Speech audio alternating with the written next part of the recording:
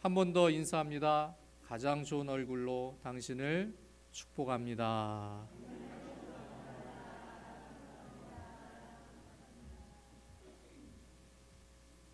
제가 아직 익숙하지 않아서 까먹는 순서들이 좀 있습니다.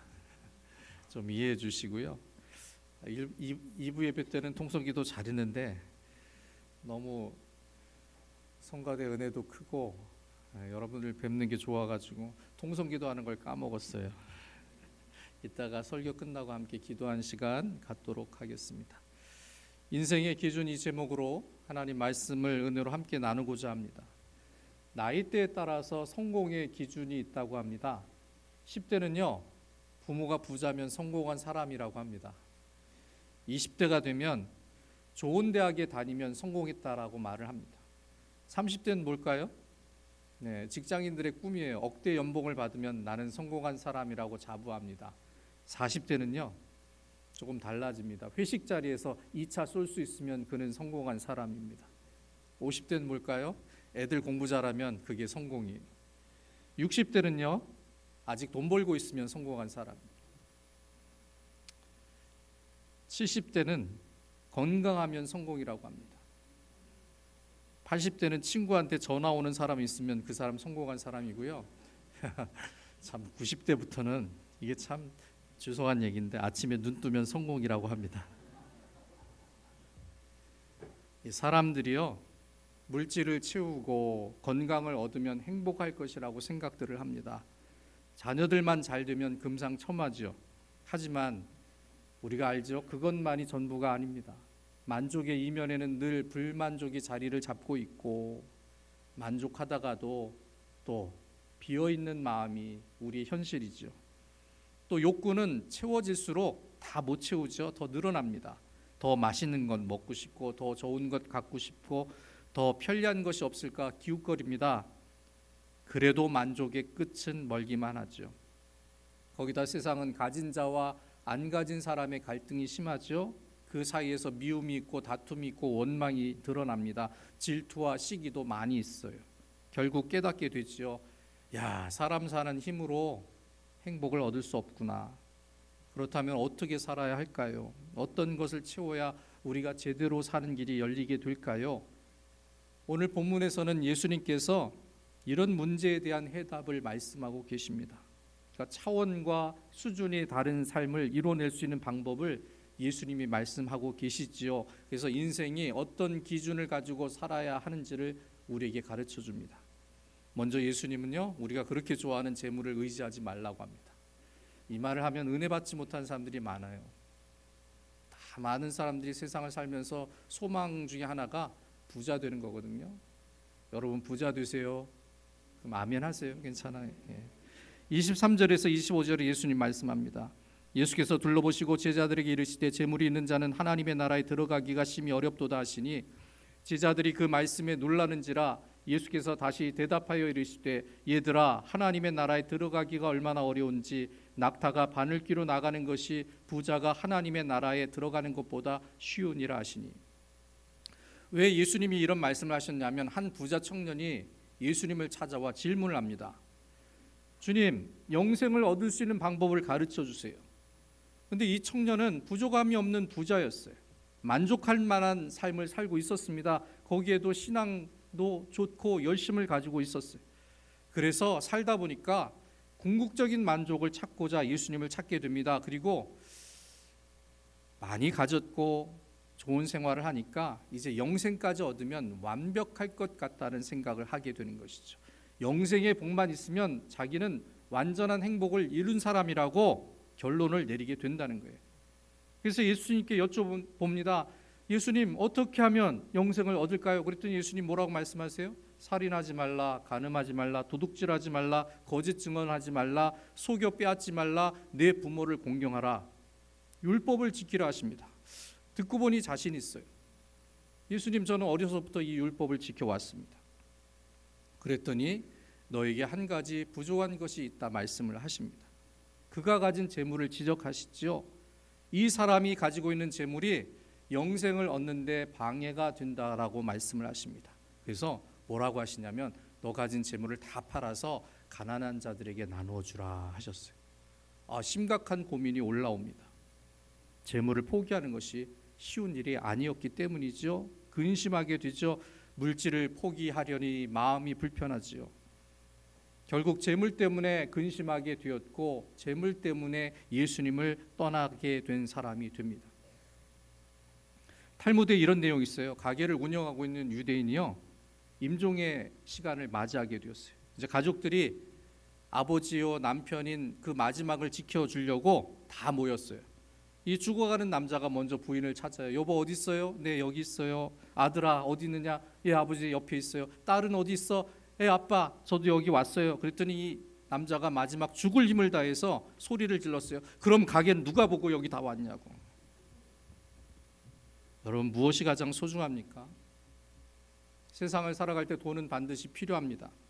그런데 돈은 사람이 쓰는 겁니다.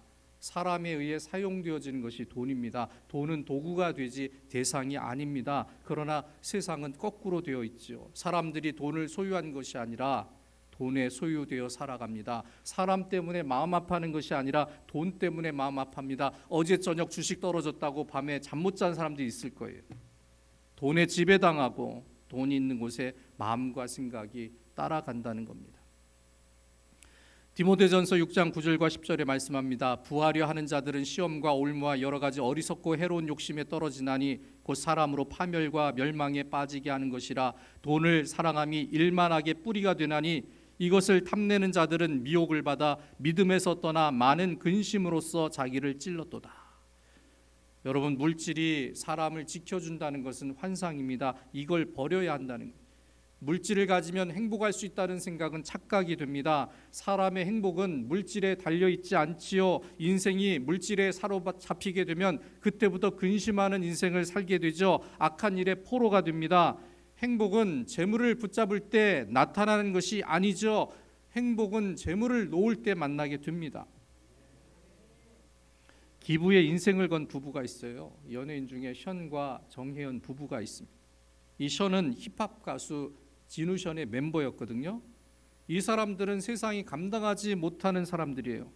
지금까지 이 부부가 기부한 금액이 60억을 넘었어요. 재산을 물려받아서 기부한 것이 아니라 자기가 번 돈으로 기부를 한 거예요. 그런데 션은 원래 가출 소년이었다고 합니다. 분노가 많았어요. 하지만 하나님을 만나게 되어서 분노가 완전히 치유가 되었고요. 션이 고백합니다. 하나님께서 나를 사랑하신다는 것을 깨닫고 나서 나를 재발견하게 되었다라고 말을 하죠. 그리고 그 사람의 인생의 기준이 달라집니다. 더 부자가 될 수 있고 더 잘 살 수 있는 길에서 한 걸음 물러서게 되죠. 그리고 그때부터 하나님 은혜 안에서 쉬지 않고 기부를 하는 삶을 살아가게 되죠. 그런데 그때마다 하나님이 함께 해주셔요. 끊임없이 공연하고 광고에 출연하고 강연을 하러 다니면서 하나님이 더 많은 것을 주셔요. 더 부족함이 없도록 만들으셔서 더 봉사할 수 있도록 더 기부할 수 있도록 하나님이 채워주셨습니다. 그래서 이 사람은 절대로 구차하게 살질 않아요. 자기가 얘기해요. 해외 봉사를 갈 때는 꼭 비즈니스석을 탄다고 해요. 저는 비즈니스석이요 100만 원짜리 비행기를 타면 500만 원 정도 한다고 해요. 하나도 안 놀래시네. 예. 네. 몇 천만 원짜리 심지어 몇 억짜리 명품 시계를 차고 다닌다고 TV에 나와서 자랑을 하더라고요. 아이들이 4명인데 6식구를 풍족하게 부양하고 행복하게 살아가고 있다고 고백을 해요. 재물을 내려놓았더니 오히려 더 부자의 삶, 더 풍성한 삶을 살게 되었다라고 방송에서 고백을 한 것을 본 적이 있습니다. 여러분 인생은 재물에 붙잡힐 것이 아닙니다. 하나님께 붙잡혀야 합니다. 천국은 인생에게 주어지는 최고의 행복이 됩니다. 하지만 이 부자 청년은 재물 때문에 천국을 놓친 사람이 됩니다. 재물 욕심 때문에 진짜의 행복에서 멀어지게 되었습니다. 돈 때문에 행복을 잃은 자가 된 것이죠. 그런데도 사람들이 여전히 돈을 쫓아가는 이유는 돈이 주는 능력에 사로잡혀 있기 때문이죠. 세상은 돈으로 할 수 없는 일이 거의 없기 때문이죠. 그래서 우리를 비롯한 주변 많은 사람들을 보면 하나님보다 돈을 의지하는 사람들이 많습니다. 이런 사람들은 하나님의 능력을 의지하지 않습니다. 하나님을 바라보지도 않습니다. 오직 재물의 힘만을 바라봅니다. 가까이 있는 재물이 하나님을 섬겨서 얻는 은혜보다 더 빠르다라고 생각을 합니다. 그러나 우리는 알고 있지요. 인생은 돈이 이끄는 것이 아니라 하나님이 이끄신다는 사실을 압니다. 잠언에 말씀합니다. 사람이 마음으로 자기의 길을 계획할지라도 그의 걸음을 인도하시는 이는 여호와시니라. 돈 때문에 하나님을 의지하지 않는 교만한 사람이 되게 되면 그 인생에서 하나님이 빠지게 됩니다. 겉으로는 잘 살고 부자 같을지라도 실상은 망할 자가 되고 실패한 인생이 될 뿐이라는 것이죠. 결정적으로 재물은 사람의 생명, 영생의 일을 책임져 주지 못합니다. 그래서 우리는 물질에 속는 사람들이 아니죠. 거기에는 행복이 없다는 것도 잘 알고 있죠. 우리 안에는 하나님이 계시고 우리 안에 계신 하나님께서 우리를 품어주셔서 하나님 안에 우리도 있다는 것이죠. 예수님은 요한복음 15장 7절에 말씀하셨어요. 너희가 내 안에 거하고 내 말이 너희 안에 거하면 무엇이든지 원하는 대로 구하라. 그리하면 이루리라. 하나님이 우리 안에 계시면 무엇이든지 이룰 수 있는 완벽한 삶이 만들어진다는 것이 신앙의 비밀입니다. 그래서 물질에 행복이 있는 것이 아니라 아파트 평수를 높이는 것이, 요새 젊은 사람들은 영끌을 해서 신축 아파트에 산대요. 그게 최선의 가치라고 생각을 하는 거예요. 최고의 시설, 남들에게 보여줄 만한 최고의 자랑이 오직 신축 아파트에 달려있다는 것이죠. 그러면 행복할 줄 알아요. 하지만 아파트가 행복을 주는 것이 아니죠. 행복은 하나님이 주시는 평강에 달려 있습니다. 인생의 생사화복이 하나님께 달려있기 때문이죠. 그래서 하나님을 의지해야 되고 하나님을 의뢰한 믿음으로 세상을 살아가야만 합니다. 돈에 휘둘리는 인생이 아니라 하나님의 의에 좌우되는 사람으로 살아야 한다는 것이죠. 하나님의 자녀는 절대로 재물로 사는 존재가 아니죠. 여러분, 세상에 잘 보일 필요가 없어요. 사람들에게 인정받아 성공하고 잘 되는 삶을 바라볼 필요도 없습니다. 세상은 어떠합니까? 돈 때문에 싸웁니다. 돈이 있어서 갈등합니다. 돈에 의해서 미워하고 아파하는 곳이 세상입니다. 그 세상을 돈으로 좌우되고 돈으로 이끌림 받는 세상에서 마음과 목적을 거기에 두게 되면 우리도 상처받고 아파하게 되고 우리가 원하는 기쁨과 우리가 원하는 평강을 절대로 얻을 수 없게 된다는 거예요. 그렇다고 여러분 무조건 돈을 버리라는 것이 아니죠. 저는 여러분들이 부자 되기를 원해요. 헌금 많이 내란 뜻이 아니라 여러분들이 잘 살기를 원해요. 예수 믿고 좋은 점이 뭔지 아십니까? 남이 잘 돼도 배 안 아프니까 좋더라고요. 그게 예수 믿는 사람들의 기쁨이에요. 남이 잘 되는 뜻은 진짜로 웃어줄 수 있는 것, 기뻐해 줄 수 있는 것. 여러분, 돈을 버리라는 것이 예수님의 뜻이 아니에요. 재물에 집착하는 삶에서 물러서라는 것이죠. 마음과 눈을 가리는 재물을 내려놓으면 하나님을 제대로 볼 수 있게 됩니다. 하나님을 못 보게 하는 재물의 콩깍지가 눈에서 떨어져 나가야 한다는 것이죠. 행복과 기쁨, 만족과 감사가 넘치는 삶은 하나님을 만나는 데 달려 있다는 것을 믿으시기 바랍니다. 그래서 예수님은 재물에 사로잡히게 되면 하나님의 말씀이 임해도 절대로 그 인생에서 열매를 맺지 못한다라고 말씀을 하셨어요. 마가복음 4장 19절에 말씀합니다. 세상의 염려와 재물의 유혹과 기타 욕심이 들어와 말씀을 막아 결실하지 못하게 되는 자요. 그래서 돈을 사랑함이 일만하게 뿌리가 되는 것이죠. 그런데 여러분, 반대로 하나님을 사랑하고 하나님을 섬기면 의인이 되어서 하나님은 번성한다라고 약속해 주셨어요. 잠언서 11장 28절에 말씀하세요. 자기의 재물을 의지하는 자는 패망하려니와 의인은 푸른 잎사귀 같아서 번성하리라. 그러니까 인생의 기준을 하나님께 두는 믿음으로 정하라는 것이죠. 행복의 비결이 물질이 아니라, 환경이 아니라, 건강이 아니라 하나님께 있다는 것이죠. 영적인 것, 곧 하나님을 가까이 하는 것에 달려 있다는 것, 이것이 우리로 하나님이 주시는 은총이요 행복한 삶을 이루는 비결이 된다는 것을 믿으시기 바랍니다. 그 다음 예수님은 부자가 하나님 나라에 들어가기 어렵다라고 단적으로 말씀을 하세요. 25절에 말씀합니다. 낙타가 바늘귀로 나가는 것이 부자가 하나님의 나라에 들어가는 것보다 쉬우니라 하시니. 부자는 천국에 못 들어갈까요? 가난한 사람만이 천국이 보장될까요? 회사를 경영하는 사람들이요, 참 대단한 것이 무엇이냐면 100명의 직원만 먹여 살려도 이 100명의 직원과 딸린 식구들을 계산해 보면 어마어마한 숫자가 돼요. 그래서 회사에서 100명의 직원이 다니는 중소기업은 상당히 큰 회사라고 얘기들 합니다. 중견기업이라고 얘기하거든요. 근데 아브라함은요, 직원이 몇 명이었냐면 400명이었어요. 아브라함의 종이 400명이었어요. 근데 그 옛날에는 그냥 하나님이 주신 대로 은혜대로 자손들을 낳았잖아요. 그렇죠? 예, 아멘 하신 분들 한 7남매? 저희 아버님도 7남매고 저희 큰아버지도 더 많아요. 옛날에는 그냥 하나님 주신 대로 은혜로 다 나니까 얼마나 식솔들이 많았겠어요. 그러니까 1000명 이상을 아브라함이 먹여 살린 거예요. 어마어마한 부자죠. 이삭은 어떠합니까? 야곱은 어떠합니까? 엄청난 부자였죠. 부자에서 천국에 들어가지 못한다면 아브라함은 믿음의 조상이 될 수가 없습니다.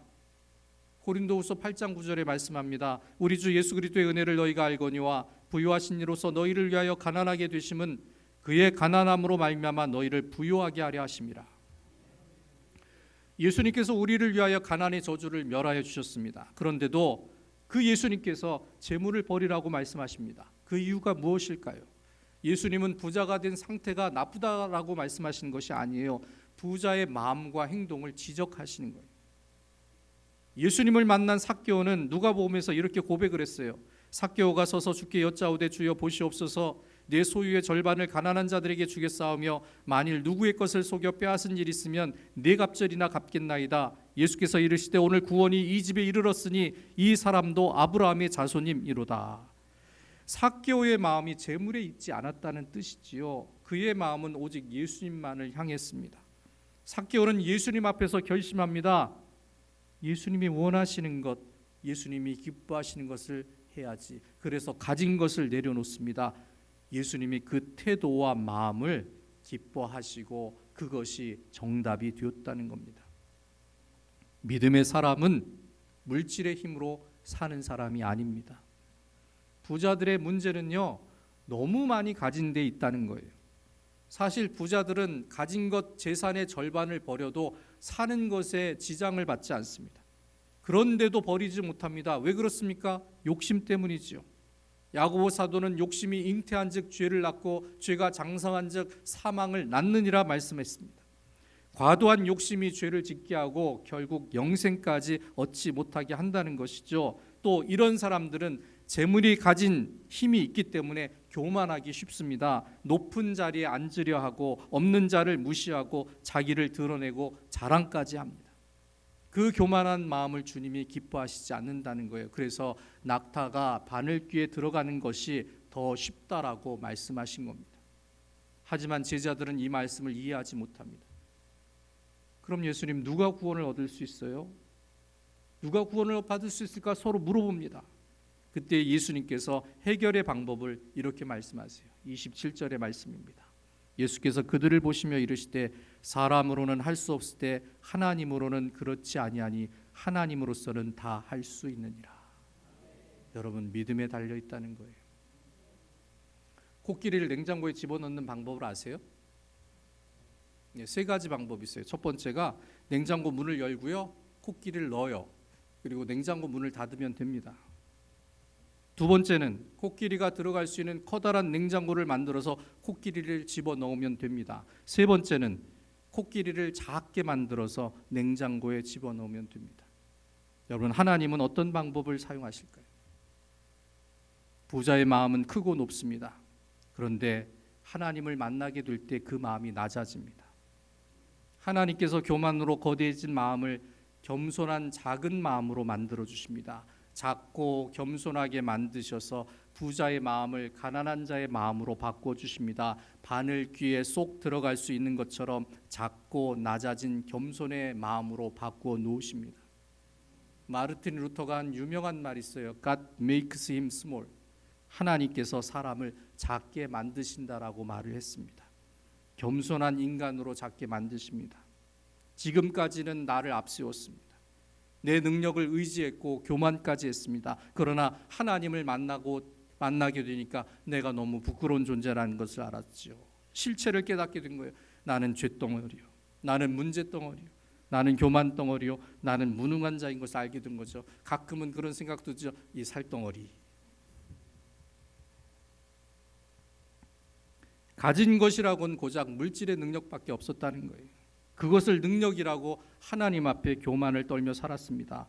그렇게 살다가 돈으로 해결할 수 없는 일들을 만나고 보니까 결국 아무것도 할 수 없는 무능력한 존재라는 것을 깨닫게 됩니다. 그제서 하나님을 찾습니다. 하나님 앞에 회개의 심령이 됩니다. 그때 하나님이 만나 주시죠. 작게 만들어 주시고 겸손하게 만들어 주십니다. 그리고 이사야 선지자가 말씀한 것처럼 그 작은 자가 천명을 이루고 그 약한 자가 강국을 이루게 하시는 하나님의 역사를 허락해 주십니다. 우리가 무엇을 갖고 삽니까? 물질이 조금 있다고, 남보다 조금 더 배웠다고, 자식이 조금 더 잘 되었다고 우쭐거리고 있지는 않습니까? 이런 것들은 아무 소용이 없다는 거예요. 하나님은 미가서 6장 8절에 분명하게 말씀하십니다. 사람아, 주께서 선한 것이 무엇임을 내게 보이셨나니 여호와께서 내게 구하시는 것은 오직 정의를 행하며 인자를 사랑하며 겸손하게 내 하나님과 함께 행하는 것이 아니냐. 자기 의지하지 말고, 가진 것을 의지하지 말고 하나님 앞에 겸손하게 머리를 숙이라는 것입니다. 겸손히 하나님을 섬길 때에 우리는 하나님의 도움과 은혜를 만납니다. 그리고 예수님은 사람으로 할 수 없을 때 하나님으로는 하실 수 있다라고 말씀하죠. 하나님 때문에 사는 인생이 믿음으로 이루어지게 된다는 것이죠. 그래서 우리가 하나님을 만나야 하는 거예요. 하나님 앞에 나와 하나님, 저는 죄인입니다. 저는 무능한 자입니다. 저는 부족한 자입니다. 저를 불쌍히 여겨주세요. 이 겸손의 믿음으로 머리를 숙여야 합니다. 그렇게 겸손하게 믿음을 고백할 때에 마치 낙타가 바늘길을 들어갈 수 있는 것처럼 기적 같은 하나님의 능력이 변화되는 우리를 통해 나타나게 된다는 것을 믿으시기 바랍니다. 능력이 있어서 능력이 없어서 인생이 되고 안 되고 이런 것이 아니라는 것이죠. 겸손히 하나님의 능력을 구할 때 하나님의 손길을 만나 세워지는 것이 인생이고 그것이 우리 삶의 모든 것이 되어야 합니다. 예수님의 말씀을 듣고 제자들은 희망을 얻게 되었어요. 그래서 베드로가 목소리를 크게 냅니다. 베드로가 여짜와 이르되 보소서 우리가 모든 것을 버리고 주를 따랐나이다. 그래서 예수님도 그래 잘했다. 어떤 보상을 얻게 될지 베드로에게 설명을 해 주시죠. 예수께서 이르시되 내가 진실로 너희에게 이르노니 나와 복음을 위하여 집이나 형제나 자매나 어머니나 아버지나 자식이나 전토를 벌인 자는 현세에 있어 집과 형제와 자매와 어머니와 자식과 전토를 100배나 받되 박해를 겸하여 받고 내세의 영생을 받지 못할 자가 없느니라. 사람들이 이 말씀에 은혜를 받아야 되는데 저 중간 끝에 박해를 겸하여 받고 해서 딱 걸려요. 복을 주실 거면 다 주시지 왜 하필이면 곤란하게 박해를 핍박을 받는다고 말씀하실까? 이 말씀 잘 살펴봐야 합니다. 예수님은 복음을 위해 버릴 것을 말씀하십니다. 이 버린다는 것은 하나님보다 앞서는 것이 있어서는 안 된다는 뜻이에요. 복음을 위해서 물질의 일을 포기할 줄도 압니다. 복음의 일을 위해서 부모, 형제, 자식의 일들을 뒤로 하는 일들도 생깁니다. 하나님의 일을 무엇보다 먼저 생각하기 때문에 내가 지금 이익을 얻을 일, 내가 지금 해야 할 일들을 잠시 늦추기도 합니다. 왜 이렇게 살아도 됩니까? 그 이유는 하나님이 책임져 주시기 때문에 그러하지요. 그런즉 너희는 먼저 그의 나라와 그의 의를 구하라. 그리하면 이 모든 것을 너희에게 더하시리라. 인생에 필요한 모든 것이 사실은 하나님 나라를 전하는 손길에 의해서 하나님이 채워주신다고 약속이기 때문이죠. 그리고 예수님은 100배를 말씀하세요. 무슨 뜻이에요? 완벽하고 풍성하게 주신다는 뜻이죠.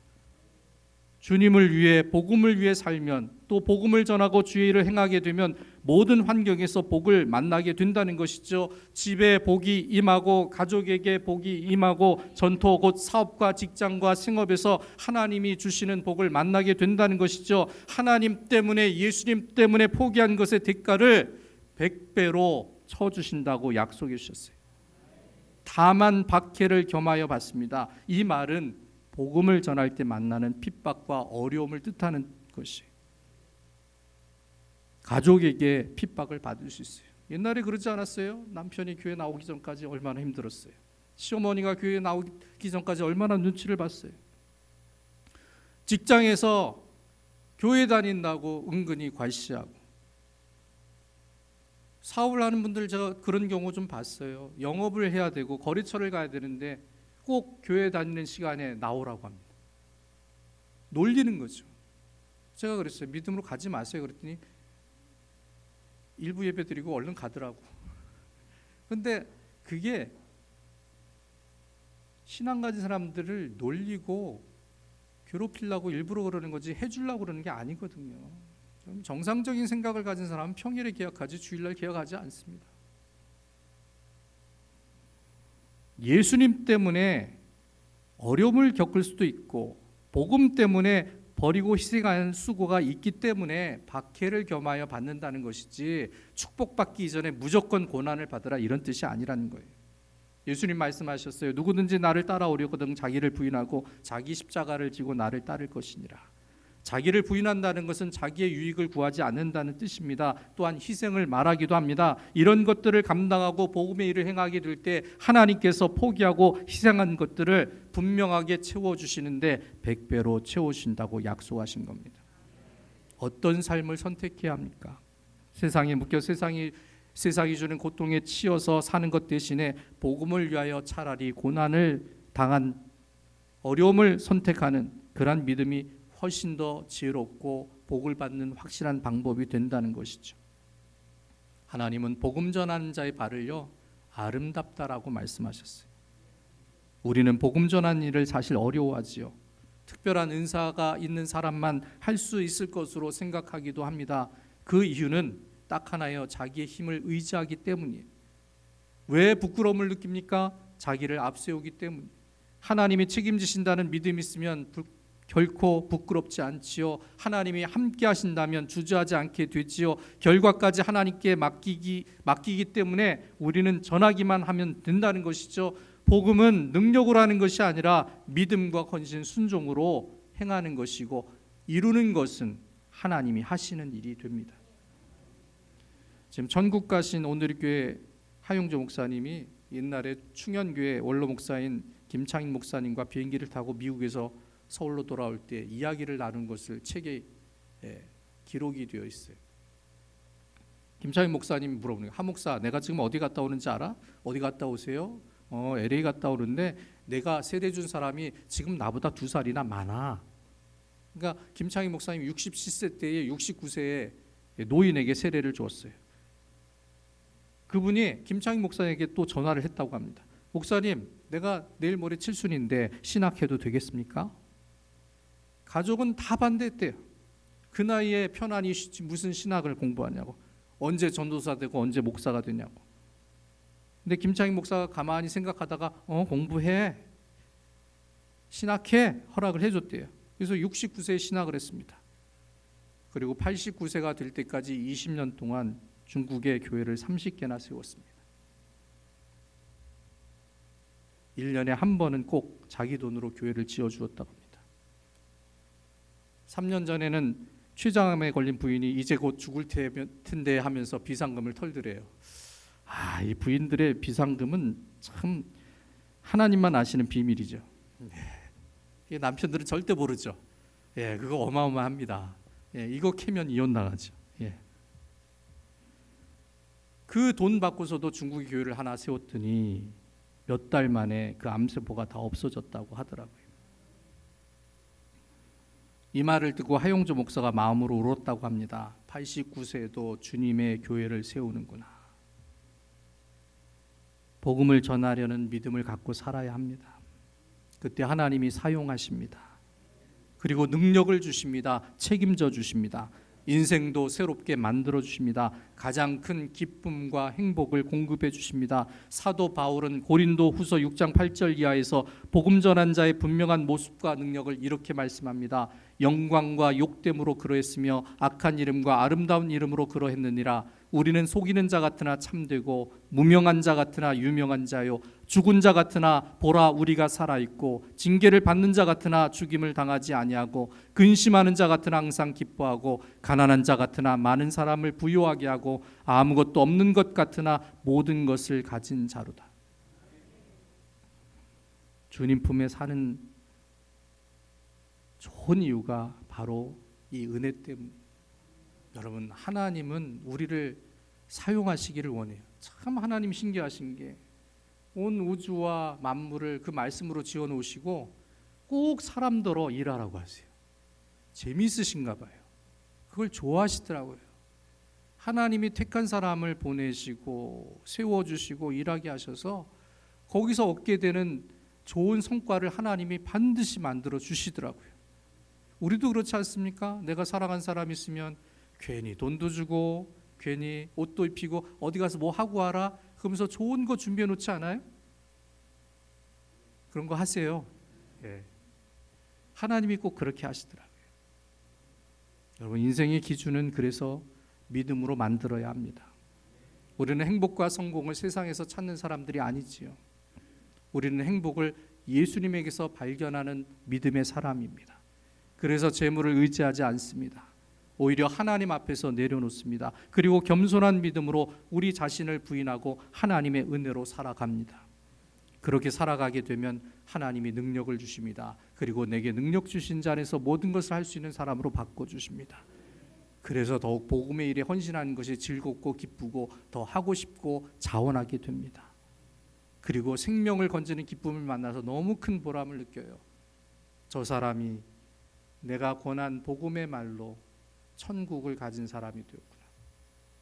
그렇게 행복할 수가 없어요. 그 은혜의 일들을 감당하시기를 바랍니다. 그리고 천국을 향한 기쁨을 소유하시기 바랍니다. 하나님은 우리가 복음을 온전히 전할 수 있도록 더 많은 복을 허락해 주십니다. 이런 인생의 기준으로 우리 삶을 정해야 할 줄로 믿습니다. 즐겁고 재미있고 보람된 삶은 믿음 안에 있지요. 돈보다 하나님을 의지하고 교만보다 겸손한 믿음으로 하나님을 앞세우고 주님이 기뻐하시는 복음 전한 자의 걸음이 되어서 하나님이 책임져 주시는 복 주시는 인생을 세워야 할 줄로 믿습니다. 은혜가 풍성하신 아버지 하나님, 우리가 주님을 사랑하고 주님을 섬기는 믿음 가운데 하나님 앞에 나오게 하심을 감사를 드립니다. 삶의 기준을 하나님께 두기로 원합니다. 돈이 아니라 물질이 아니라 조건이 아니라 지식이 아니라 가진 것이 아니라 오직 하나님을 섬기는 믿음으로 우리 삶을 정하기를 원합니다. 그 믿음으로 하나님의 일을 행하게 하셔서 하나님을 앞세우고 주님이 기뻐하시는 복음을 전한 자가 되게 하여 주셔서 마땅히 하나님이 공급하시고 책임져 주시고 승리하게 하시는 삶을 온 천하에 증거하게 하여 주옵소서. 주님 때문에 복을 얻고 주님과 동행하여 잘되는 삶을 이루어 많은 사람들이 우리를 보고 하나님을 찾아오게 하는 역사, 우리의 말에 권세가 나타나는 역사가 이루어지게 하여 주옵소서. 예수님의 이름으로 기도드리옵나이다. 아멘.